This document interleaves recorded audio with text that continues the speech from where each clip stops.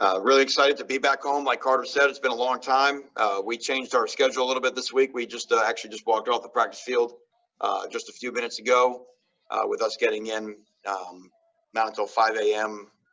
Sunday morning. We decided to give our players Sunday off, let them sleep, and we've got a little flexibility with our time this week because of our final exam schedule finally being over. So we put Duke to bed. A team in North Carolina who obviously we have a lot of respect for, one of the best offenses in the entire country, and will be a great challenge for our guys. But we'll take a great week of practice, and we'll have our guys ready to go. So with that, open up for questions. Great. Thanks, Coach. We'll start with Manny Navarro from The Athletic. Manny, go ahead. Hey, Coach. Wanted to ask you, there's been some guys, I guess, that have been on the unavailability report for a while, and we weren't sure if it was COVID-related, maybe injury-related. One guy in particular, Tyler Van Dyke, just because you got all your quarterbacks in. I know he didn't make the trip. How's Tyler sort of doing? Is he hurt, or I guess do you expect them back here at some point? Yeah, we do. Yeah, and Tyler actually was on the trip. He did a great job of signaling for us. And that's kind of really all I'm allowed to say about that. But we're hoping to get him back very soon. Okay. Okay, next we'll go to Tim Reynolds from the AP. Tim, go ahead. Thanks, Carter. Manny, two questions for you. The first one, obviously De'Aric's had an unbelievable year. Sam's an excellent quarterback as well. You've got Trevor in this conference. You've got Ian Book in this conference. It's kind of crazy to think that one of those four guys isn't going to be all ACC. Just how good has the quarterback play top to bottom in this conference been this year? It's been really good. It really has, and that's not even talking about Hooker, Virginia Tech, and Pickett at Pitt. There were just a lot of just some experienced quarterbacks in our league this year. It's also an amazing year this year for running backs. The running back depth in our league this year. Obviously, the two that we're playing this weekend. But Etienne, you had Hawkins at Louisville. The guy at Notre Dame is special. I mean, so there's just. But that's what you kind of expect to see in our league. Week in, week out, expect to see great challenges, and there'll be two great quarterbacks certainly on display Saturday. And the other question, Manny, Vinny Scavo revealed some of what he's gone through in a Facebook post, and I know how much he means to Canes fans, and what he means to you, and what he means to all of us that know him. How you went through it as well, but just how scary was it when you see somebody like Vinny, who's just the rock, one of the rocks of this place, and has been forever, when you see him not being able to do what he loves to do every day? Just how much more does that just talk about the severity of this thing, and how much does it hurt you knowing that he's going through something like that? It hurts everybody in our program. We talk about that. It's like, people throw the word family around all the time, but it is, you are a football family, especially with everything we've gone through this year. And if one of us hurts, then all of us hurt. And there's two elements to it of this disease. I mean, in the best scenario, there's still just the isolation, and the isolation is very difficult. Just being away from the team, being away from the family, and the guys are still going through that. The second part is the actual symptoms, and that's why I'm always reluctant to talk about individual cases. I don't mean just in terms of availability. I'm talking about the actual symptoms, because the scope of what people in our program have gone through is dramatic. And obviously, Vinny's story, just to name one, when you've got people in the hospital and some of the stories that they talk about what's going on in there, and the reality of what's going on in the front lines versus COVID, it'll sober you up. I mean, it is a real big deal. So, we were thankful as heck, when Vinny got released, and just cannot wait to get him back, walking up and down our sidelines and being around our players. Thanks, man. Next up, we've got Gary Furman. Gary, go ahead. Hi, Manny. How are you? What specifically has North Carolina been able to put together up there since Mac came back, and obviously they got Sam Howell in terms of the passing game, and what makes it so difficult to defend? Well, obviously Mac's got great experience and has had great success at all points of his career, including when he was at North Carolina the first time. He put together a great staff. They've got two very talented coordinators, offensive and defensive coordinator. And then, they had gone through a lot of injuries at North Carolina and had some bad records where they just needed a shot of belief. But there were some players You know, I mean, their wideouts will be the best wide receivers we played this year. The combination of their two running backs is the best 1-2 punch at running back that we've played all year.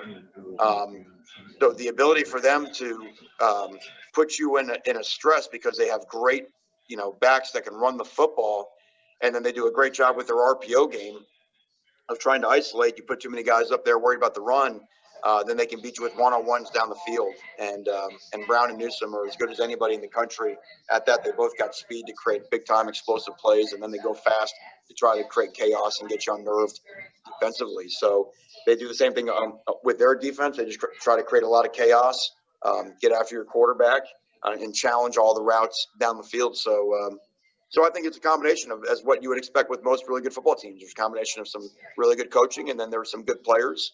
And once they caught the belief, you know, then they've been in the top half of the conference since. And I had one other question. We're seeing an awful lot of activity in the transfer portal. It's that time of year. A lot of kids are starting to put their name in there and that sort of thing.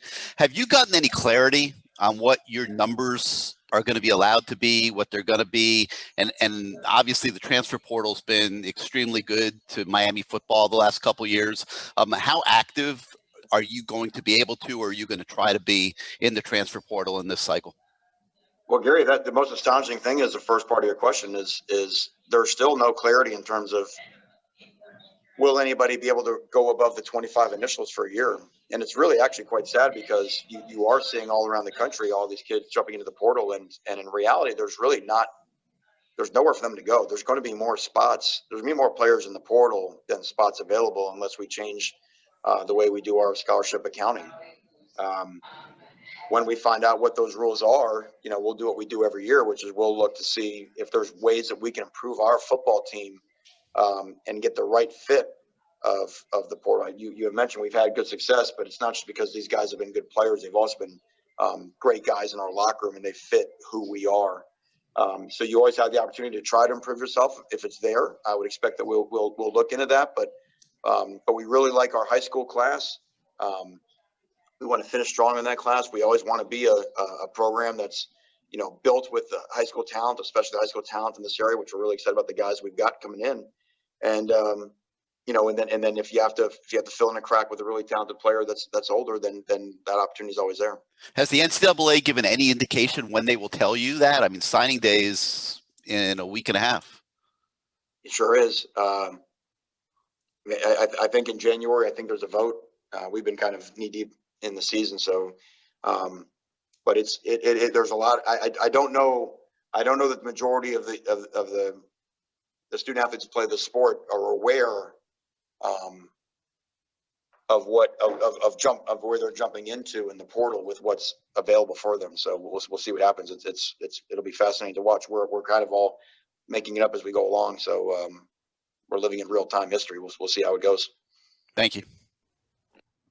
Next up, we've got David Furones from the Sun Sentinel. David, go ahead. Hi, Manny, and that segues nicely into my question here. Even in 2020, a year where so many abnormalities, how odd is it that you have an early signing period while you still have a game week coming up? You're getting ready for a regular season finale, and a game week still, you know, this week before you get there. Just to have to juggle all those things at once and try to lock in as many signings as possible, you know, before you really get into the ultimate deadline on signing day. Yeah, David, it's very unusual. I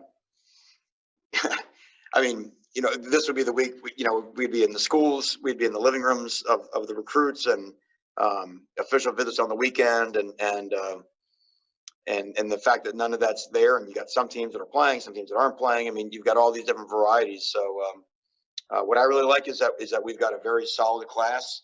The nucleus of guys in our class are bought in, and they want to be here together, and those type things. And of course, there's always going to be your little bit of late dramatics in recruiting. That's just normal because everybody's messing around with everybody else's commitments. But like I said, I expect us to finish the class, and our staff's doing a great job. Our recruiting staff's doing a great job of not just preparing ourselves for Saturdays, but understanding that recruiting never stops, and you got to work on it every day. And one other follow, just you mentioned Tyler earlier. I know Zach was out since the previous game that you had before the pause. Is he close to returning as well? And are most of the guys that are unavailable maybe closer to the end of that timeline? Do you hope? Yeah, we are. We're hoping that the list will be, much shorter this week. Like I said, you can never predict because we still have more tests to go. But if everything stays good with the testing, it'll be much smaller than it was last weekend. Great. Next, we'll go to Matt Baker. Matt, go ahead. Hey, Manny, you obviously made a couple of big changes on the offense in the offseason, new coordinator with a new system, grad transfer quarterback. When you do that, it doesn't always mesh. Why have things clicked so well for you? Well, let's kind of unpack your question. You mentioned coordinator and you mentioned quarterback. I think the first thing is just who those people are and their relationship together. Obviously, Rhett Lashley and Derek King, they've got great chemistry between the two of them. I think they're both just very special people. I think they're both great leaders that other people want to be around and want to please. And both of them, by nature of that, had a very positive impact, certainly on the offense side of our team, which then spread into our entire football team. So, like I always say, it's people over scheme more often than not. And as you're building a program, you're trying to surround yourself with the right people. Not that we had the wrong people, but just better fits for our culture. We had good people, but I just feel like we've got a better fit for what we have right now. And then the success has sort of taken off because of that. And then to follow up on what David was asking, with how weird this recruiting cycle has been, what are your long-term concerns with that? I mean, you're worried about more transfers down the line, guys not being the right fit because of the weird evaluation? It's fascinating. I mean, Matt, that's hard to say right now. The 21 class, this class that's about to sign, I feel like for the most part, a lot of the evaluation was done. Certainly you have some guys, you have some states didn't even play high school football this year. There are certainly going to be some guys that will, as always happens, that will bloom their senior year that might be missed because of not having coaches at their spring practice, not having going to camps in the summertime. Obviously, everybody's film is available to watch right now, easier now than it ever has been before. I think the thing that'll be really volatile and really fascinating will be the 22 class. I think the ones that are juniors in high school right now, who again, coaches were not at their spring ball, ending at their 10th grade year. They weren't able to visit campuses and go to camps. Certainly, you have some kids committed in that class. I think, I imagine, again, knock on wood, that we get a handle on coronavirus and things somewhat go back to normal late spring into the summer. I think that'll be the class to see great volatility. I think you'll see some players that were maybe rated highly that maybe aren't what everybody thought they were. Some players that weren't rated at all, that are really special guys. Because keep in mind, Matt, you got some, I've got a son in 11th grade. He played 4 high school football games this year. So you've got all kinds of a huge scope of experiences for these high school kids, which is really kind of a shame in this whole deal. So it'll be fascinating with 21. I think, to your point, I think you'll have to look back a few years at the 21 and 22 class, and I think there'll be some outliers in both extremes of guys that were overlooked, or maybe the opposite. Next, we'll go to Chris Stock. Chris, go ahead. Coach, you talked about the receivers passing game that you're about to face. Just curious of your thoughts on your own pass defense, guys in the secondary, the way they've been playing these, recently heading into this game. Well, we were really encouraged what we saw this past weekend. I thought Isaiah Dunson did a really nice job with the reps that he got in there, and then Marcus Clark. Obviously not just the big interception, which was encouraging, but he had a great open field tackle on kickoff and set some really strong edges on defense and made some great tackles, those are the things you don't know really about a guy until you put him in the game. So to see the two young guys do well was really encouraging. I think we've improved in our pass defense throughout the year. I think we've got better connection and better communication in our secondary. We're actually ranked number 1 in the ACC in pass defense in terms of yards per pass attempt, real way to measure it. And but I don't know that, like I said earlier, I don't know if we've had a challenge like we've had this week. So we have to do a great job of our technique, of our communication. And you got to understand that those guys are going to make some plays too. So like all DBs, you got to have a short memory. The ball is going to be deep, and it's going to be a one-on-one fight a lot of times down the field. No matter what coverage you're in, they can dictate that by what they do.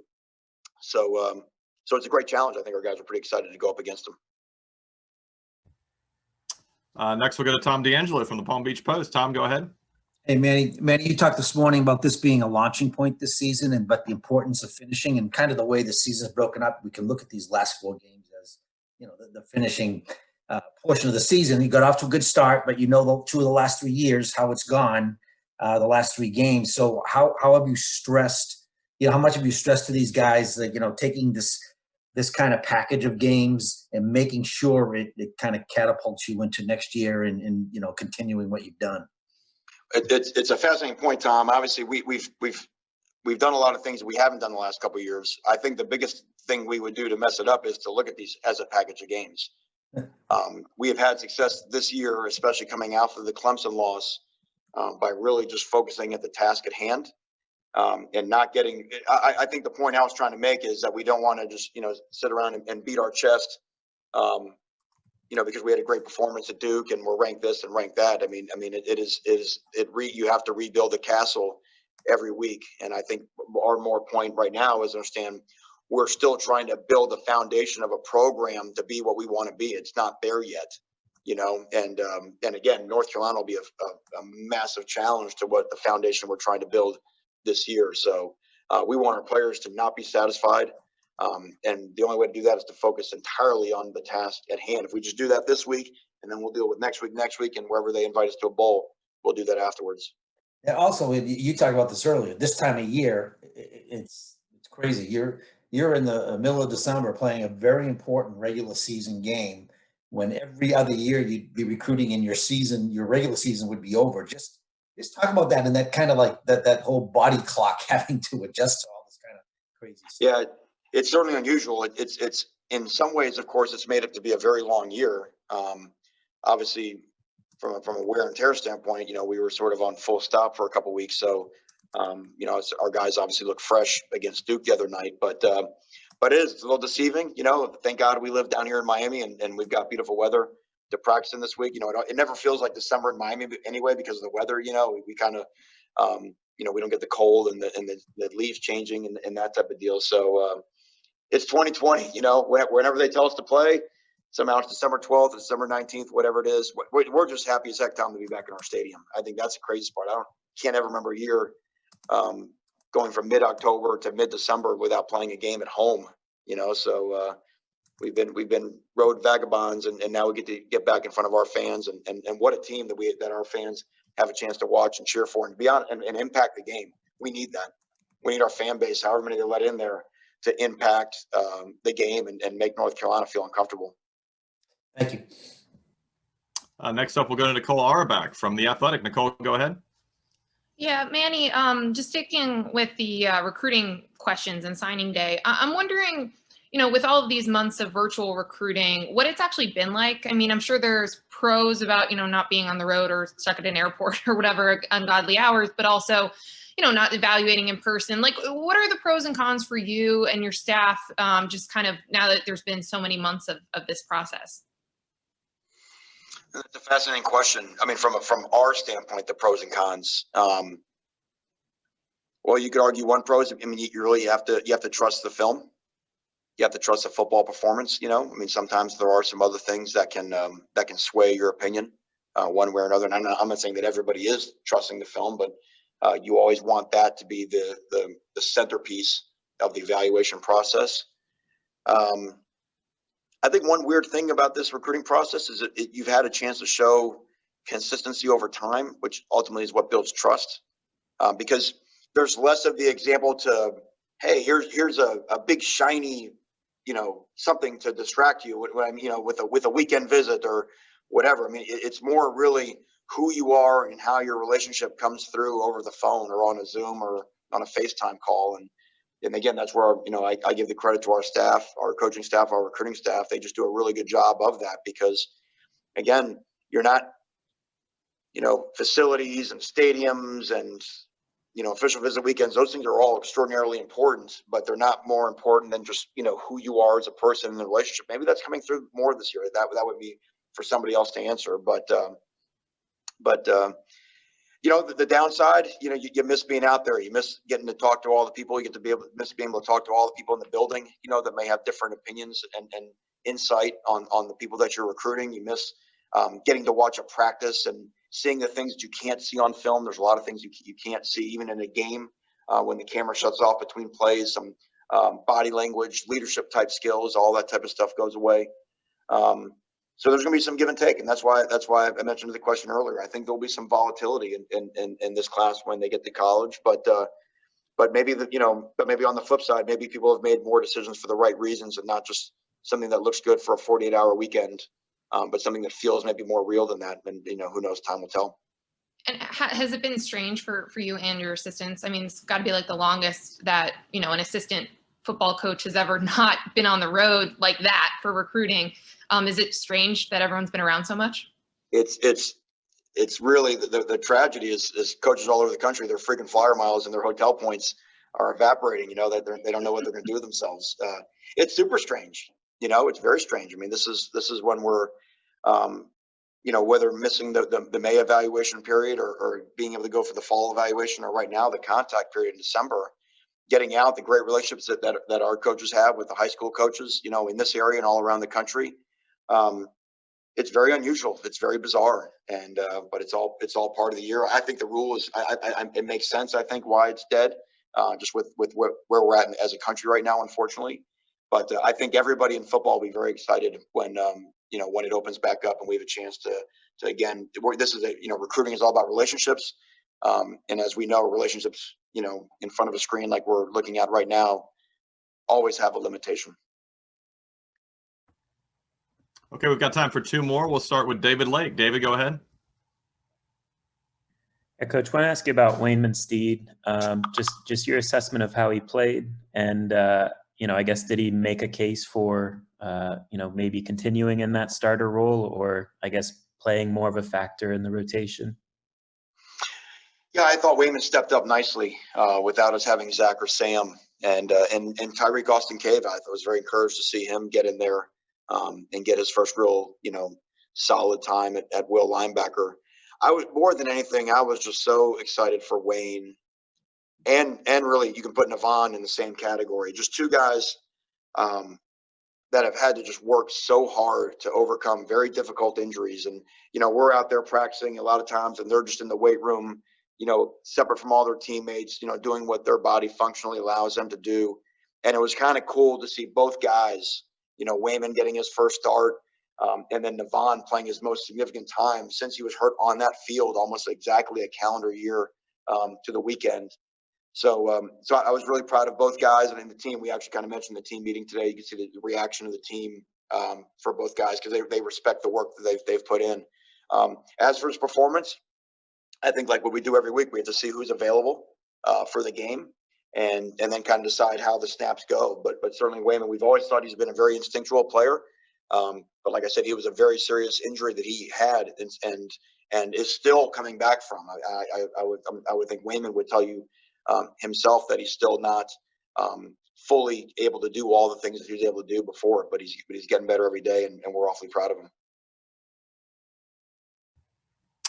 Great. And last, we'll go to David Wilson from the Herald. David, go ahead. Hey, Manny. First, just wondering if you had any update on Rooster and Jakai. I know they banged up a little bit Saturday. And then with Nivan, obviously, went from like 0 to I don't know how many snaps he played, but obviously played a lot. Just wondering how you think he kind of held up as the game went on there. And he had the one standout play on Cam's touchdown, but just kind of looking back at the film, just curious what you thought of him. Yeah, Rooster and Jakai. I think we're both still being evaluated this afternoon. It's weird. Today's a day we're normally off. So we hope to find out some more things about them, hopefully through this evening. As far as Nivan, yeah. So when Jakai got dinged, Nivan went in there, and obviously that block, it's hard to miss, right? I mean, there was a hole, you could between Durham and Chapel Hill that Cam could run through on that play, and he did a really nice job. He provided the ability to move people off the line of scrimmage, which was encouraging. I think he played until about midway through the third, and then Usman Traore played left guard from there. Because again, I just think not wanting to push Nivan and him getting back to being 100%. But like I said, just a courageous effort to get in there. It's not. I mean, you talk about no training camp, no practices, September, October. No, I'm talking about practice. Pads on, ball, full speed reps, and he's probably had more. He's probably had, this is actually a true statement, which is very unusual. He's probably actually had more full speed reps in a game than he's had in practice. Just by the nature of when he came back. And then even when he's starting to get healthy, then of course we went away for a couple of weeks. So not easy to do, but because he's been in games before and has some experience, he was certainly able to help us out.